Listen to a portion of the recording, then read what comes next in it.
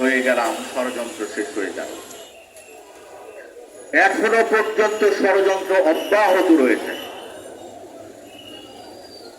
যেই দিকে বিজয় করা হচ্ছে 5 আগস্টের, সেই দিকে সুসংহত করার জন্য আরো সময়ের প্রয়োজন। শেখ হাসিনা যেই দিন পদত্যাগ করলেন, সেই দিন তার ছেলে সজীব ওয়াজেদ জয় যেইটি বলেছিলেন যে শেখ হাসিনা আগের দিনেই পদত্যাগের সিদ্ধান্ত গ্রহণ করেছিলেন। তারপর তিনি বললেন শেখ হাসিনা খুবই মর্মাহত হয়েছেন, তিনি আর রাজনীতি করবেন না। আবার বললেন বাংলাদেশের ভবিষ্যৎ কি হবে সেইটি নিয়ে তার পরিবারের কোনো মাথা ব্যথা নাই।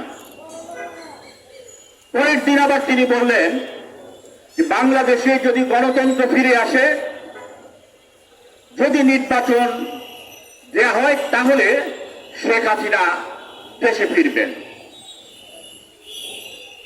আজকে তিনি কি বললেন? আজকে তিনি বলছেন শেখ হাসিনা পদত্যাগ করেন নাই।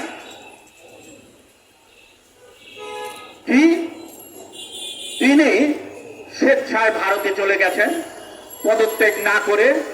সুতরাং এইটি আইনগতভাবে বৈধ নয়, সাংবিধানিকভাবে বৈধ নয়। অর্থাৎ ষড়যন্ত্র অব্যাহত রেখেছেন তারা দেশ থেকে পালিয়ে গিয়েও। জুডিশিয়াল কু করার তারা ষড়যন্ত্রে ছিলেন। আজকে প্রধান বিচারপতি পদত্যাগ করেছেন। এই 15 বছরে শেখ হাসিনা সরকার বিভিন্ন বাহিনীকে কলুষিত করেছে। পুলিশ বাহিনী, বিডিআর, র্যাব, আমাদের বিচার বিভাগ, শিক্ষা প্রতিষ্ঠান, নির্বাচন কমিশন সমস্ত কিছুকে ধ্বংস করেছে। সুতরাং শেখ হাসিনা পালালেও তার এই যে বিভিন্ন জায়গায় তার রেখে যাওয়া তাদের অংশ, স্বৈরাচারের এই ছায়া এখনো পর্যন্ত রয়েছে। বঙ্গভবনে রাষ্ট্রপতি রয়েছে। সুতরাং ষড়যন্ত্র এখনো শেষ হয় নাই। আজকে আমরা বলছি 64টা জেলায় পুলিশ যাচ্ছে না কেন? কিভাবে যাবে? পুলিশ দাবি করেছে যে রাস্তায় যদি তারা নামে, জনগণ তাদের পিটাতে চায়, তাদের পোশাক পাল্টে দিতে হবে। কেন জনগণ তাদের পিটাতে যাবে? কেন? 15 বছর তারা জনগণকে পিটিয়েছে, খুন করেছে, খুন করেছে, মিথ্যা মামলা দিয়েছে, মামলা দিয়ে তারা কোটি কোটি টাকার বাণিজ্য করেছে। বিরোধী মতকে দমনের জন্য, দলকে দমনের জন্য বছরের পর বছর তারা বাড়ি ছাড়া করে রেখেছে। জনগণ আজকে বিক্ষুব্ধ হয়ে তাদের বিরুদ্ধে দাঁড়িয়েছে। সুতরাং আমরা যেটি এই 3-4 দিনের অবস্থা দেখে আমরা বলছি এই যে মুক্তিযুদ্ধের বাংলাদেশ না, আমরা 54 বছর ধরে আমরা দেখছি বাংলাদেশে। 54 বছরের চেহারাটা যাতে আমরা সামনে রাখি, চিত্রটা যাতে আমরা সামনে রাখি, কি হয়েছে। আজকে আমরা 3 দিনেই সমস্ত পরিবর্তন চাই, 3 দিনেই সমস্ত কিছু হয়ে যেতে হবে। শেখ হাসিনার জঞ্জাল সরাতে 3 দিনেই সম্ভব।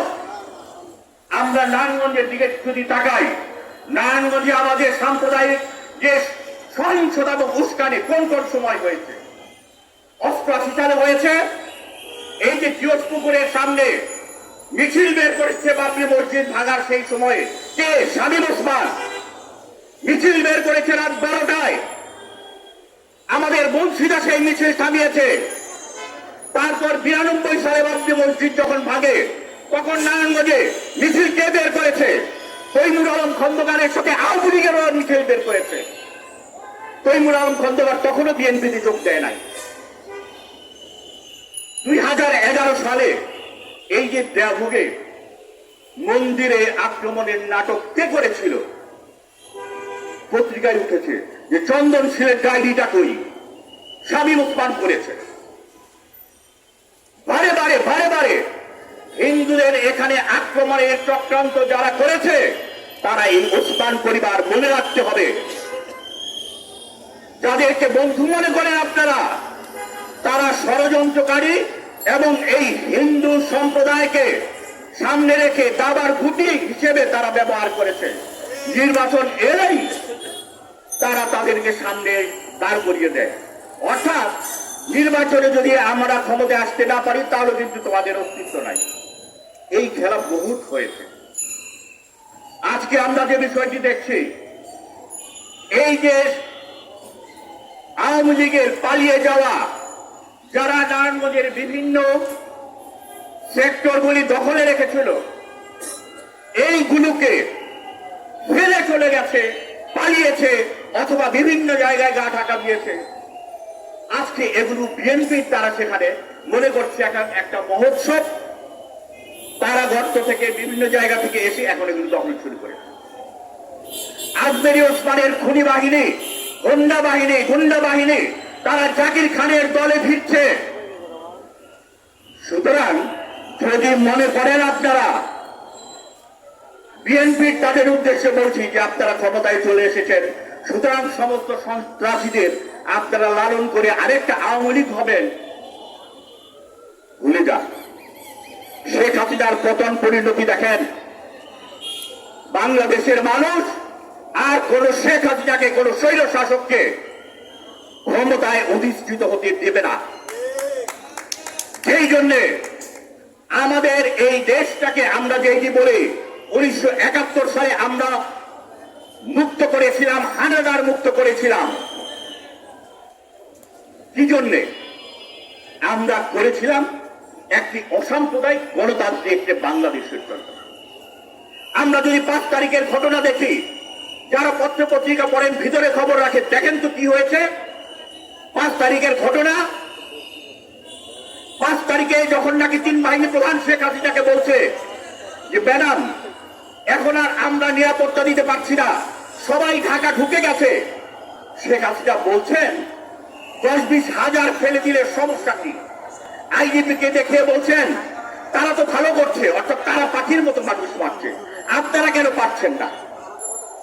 ভিক্ষা খান 71 সালে ঢাকায় পা দিয়ে বলেছিলেন আমি মাটি চাই, কোন মানুষ চাই না পূর্ব পাকিস্তানে।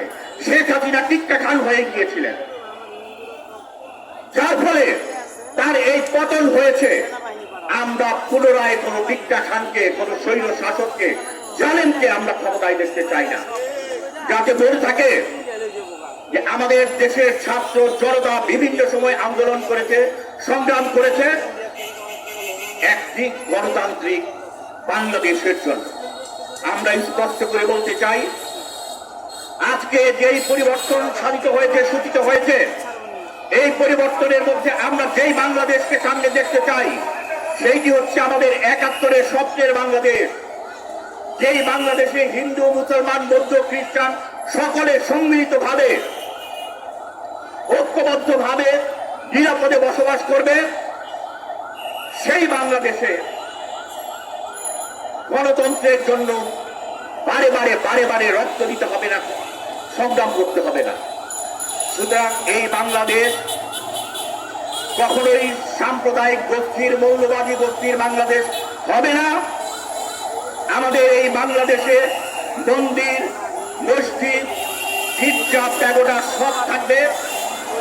আমাদের এখানে মাজার থাকবে, বাউলরা থাকবে, আমাদের এখানে ভাস্কর্য থাকবে, মুক্তিযুদ্ধের ভাস্কর্য থাকবে।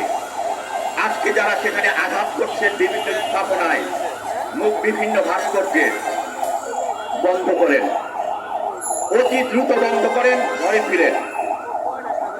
ঘরের সন্তান ঘরে ফিরেন, এগুলো বন্ধ করেন। সময় বেশি পাবেন না, তাই হুঁশিয়ার করে দিতে চাই, আর পারবেন না। আপনাদের বিভিন্ন সময় বিভিন্ন জনের সাথে যে আপনার লেনদেন ছিল, যেই সংঘাত ছিল, সমস্ত কিছু হিসাব মিটাবার, চুকাবার এখনই সময় মনে করছেন, এটা করবেন না। সতর্ক হন। আজকে এই মানববন্ধনের আয়োজন করাতে আমাদের সহমনাকে অভিনন্দন জানাই, এই ধন্যবাদ জানাই।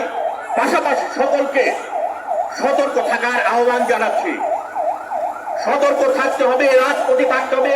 স্বৈরাচার যাতে কোনোভাবে আবার বাংলাদেশে প্রতিষ্ঠিত হতে না পারে, তার পেটার তারা যাতে আবার সেখানে ফিরে আসতে না পারে, সেই ব্যাপারে সতর্ক থাকতে হবে। সকলকে ধন্যবাদ।